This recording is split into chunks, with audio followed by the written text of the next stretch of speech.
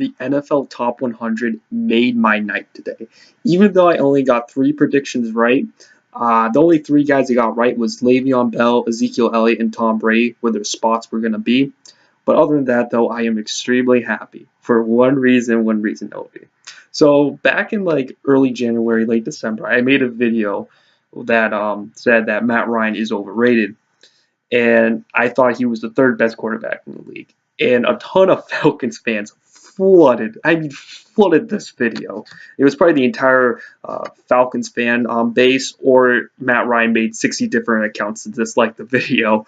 But it was hilarious because they were all arguing with me that Matt Ryan's the best quarterback in the league. He's clearly better than Rodgers and Brady. Some people thought he was second best or some reason there, but it was hilarious because I said he was the third best quarterback in the league, and where is he ranked? Third best quarterback in the league. So this just made my night with the NFL Top 100. And the fact that in my prediction I said he'd be number 2 because he wasn't going to be Tom Brady because Tom Brady just won his 5th ring, and now since he's considered the unanimous GOAT, or reaching Michael Jordan status, however you want to call it, he got number 1. But the funny thing is, I put Matt Ryan number 2 just to be nice, in the sense, just to be realistic. Because, he's an MVP. There's an MVP that was never been lower than number 2. The fact that he got number 10 on the list made my day. And especially with my guy, Malcolm Jenkins. I love Malcolm Jenkins. He said he should have been put at 25. 25. That made my night. It was amazing. Now, I don't always agree with fans, but it was just amazing he was put at number 10. Hey, I'll say this much about Matt Ryan. He constantly breaks records. He broke a record tonight on the top 100. Lowest MVP on the top 100 in top 100 history. That's right there. And that was just great right there. Then you had Le'Veon Bell. Le'Veon Bell, I said, was going to be lower than Ezekiel Elliott. Now, some people say that Le'Veon Bell should have been higher than Ezekiel Elliott. That's fine. The reason why I said Ezekiel Elliott would be higher than Le'Veon Bell was basically pretty simple. There's more Cowboys fans in the NFL than there are Steelers fans, or at least they grew up Cowboys fans, so I thought that they would put Zeke there and all of that. Then you had Odell Beckham Jr. Odell Beckham Jr., I only got 2 spots off from him.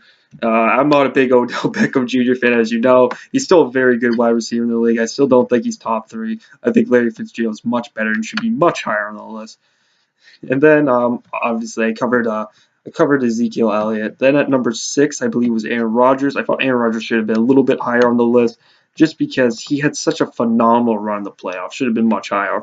And when it came to Khalil Mack versus Von Miller, I think Khalil Mack and Von Miller should have swapped places because, if anything, if you look at Von Miller's team didn't even make the playoffs versus Khalil Mack took his team to the playoffs for the first time in like 15 years. It was absolutely absurd.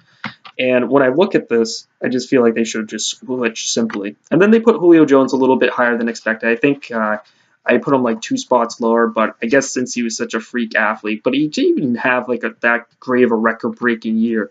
Like, he still had a great season, but to put him at number 3 seems a little bit high. And plus, wide receivers just aren't that valuable in the NFL.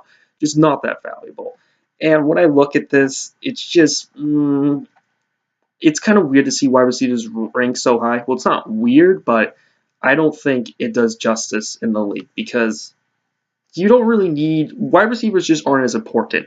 Yes, they're more entertaining to watch, but they're just not as important. Maybe if you think that ratings are more important to the NFL, which is a great argument if you want to say it. It's also all about the ratings and the wide receivers are more important. But when it comes to winning football games, I don't think wide receivers are as important. And then with Khalil Mack, Von Miller right there, it was pretty good. And then when you got Tom Brady at number 1, that was pretty obvious. Even though I predicted him at number 1, I'm still not very I don't think I'm like that amazing about it. I think it was pretty predictable that he's going to get it with all the Michael Jordan, how he's surpassed Jordan's status and whatnot. I knew he was going to be very high. But my issue with whenever they do Tom Brady, it's the same thing every single year.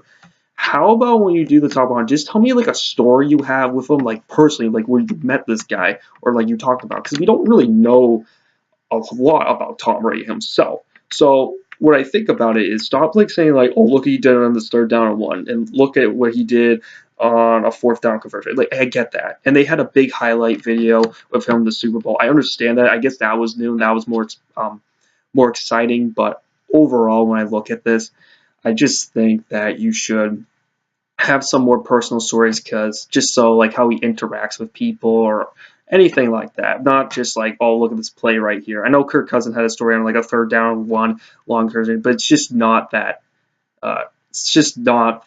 It's just the same thing every year. So just try to make it kind of fresh. But this NFL Top 100 made my night just simply because of one reason: Matt Ryan.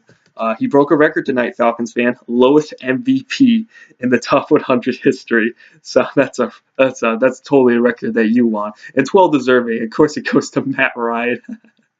But anyway, all right. Have a good day, guys.